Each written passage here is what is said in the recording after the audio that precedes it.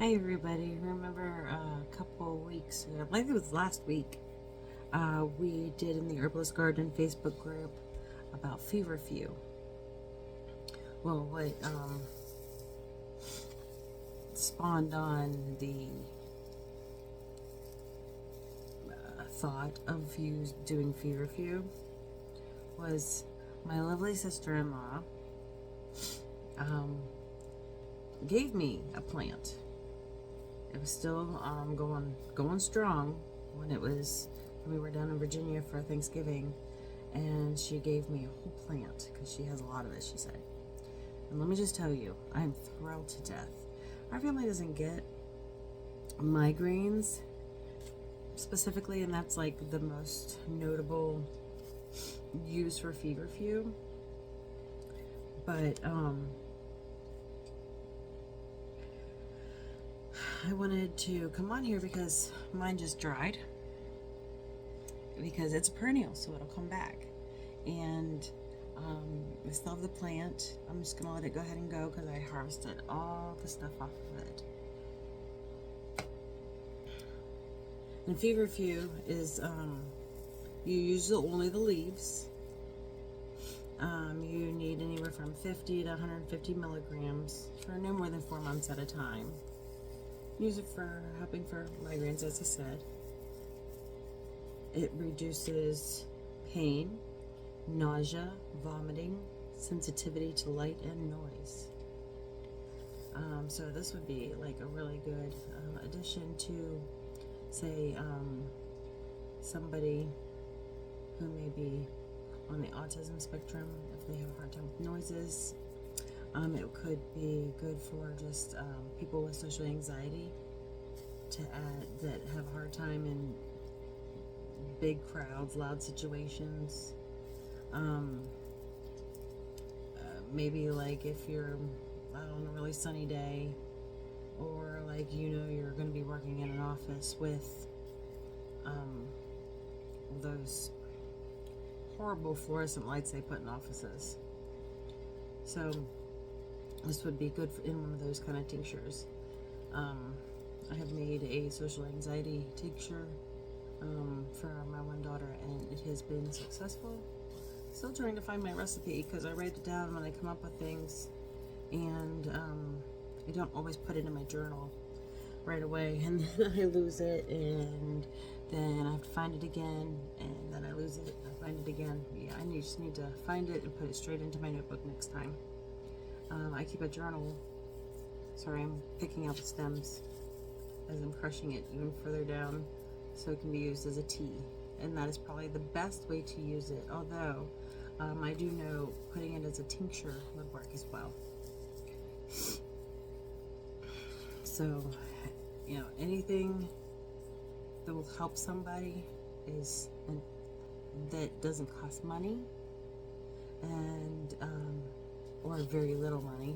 Like, say if you were to buy something from me, that'd be different. But most of the time I end up, like with my friends and people I meet, if I find out I have something that I know will help them, I'll just make it for them and give it to them. Because, the only thing that costs money is a jar. And some time, yes, but I enjoy this a lot. So I try not to have to charge anybody. And oftentimes I just get my jars back from my friends, so that helps a lot. I have one friend who's really, really good at making sure I get my jars back, and dishes that we borrow back and forth, and they give me meals to take home, and I always make sure that they get their containers back, even if it's months later, they still get them back. But feverfew, it is, I'm sure it does more than that. That is just what I gleaned quite a few years ago, because I've been keeping this journal probably for 4 or 5 years. So this is definitely, those things in themselves are definitely useful as well. So that would be, I believe that would be considered an analgesic adaptogen. I'm looking forward to making this into probably a tincture at first. I'm sure it would help with the general headaches as well. But I mean, helping with migraines is huge because they're debilitating. I've had them before during pregnancies. I've had migraines, and yeah, they're not fun. So that is just something that I wanted to quickly let you know. I didn't get any studies. I did know the dose. The storage is all obviously, you just let it dry and you break it down and you store it in a jar, vacuum sealed, or in tea bags. And if you have those, the ones that you can buy and you add your own herbs to, you could probably put it in, what are they called? A French press. Anything to infuse into water, basically. Tea ball, they have those too. I go back and forth as to what I like. I have all of it.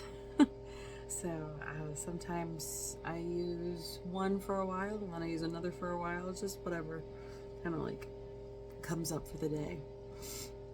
And my mood and how easy I feel like it's going to be for me.